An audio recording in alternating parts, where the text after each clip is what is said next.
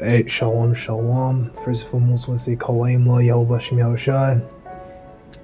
As always, double honest to the elders and apostles, a great millstone, hold over and teach well.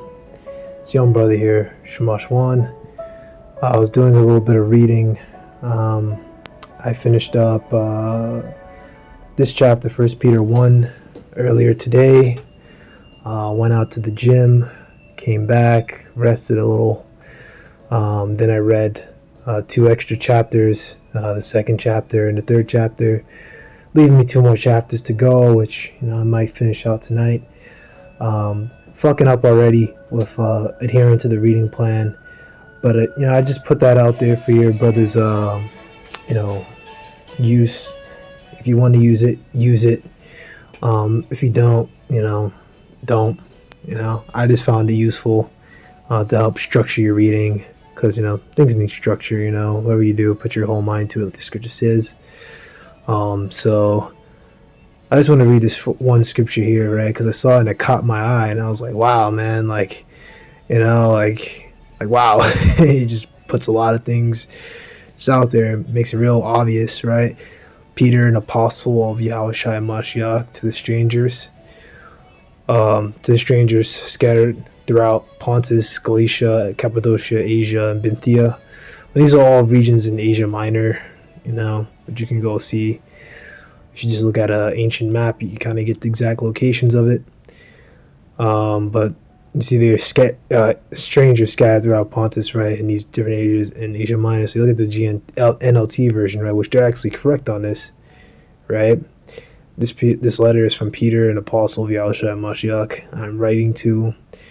It's not really God's, it's really Yahweh's chosen people who are living as foreigners in the provinces of Pontus, Galatia, Cappadocia, Asia, and Bithynia. Exactly, because all those areas are Roman provinces. You have those Romans up and down those places. You had certain regions. I think Pergamon was kind of like a free Roman city where it was like in Roman control, but it wasn't like really ran by them. Or maybe that was for a time, but the Romans basically owned it, and I think they left it as like a free state, if I remember correctly. But hey, I could be wrong. You double check on it. I'll double check on it.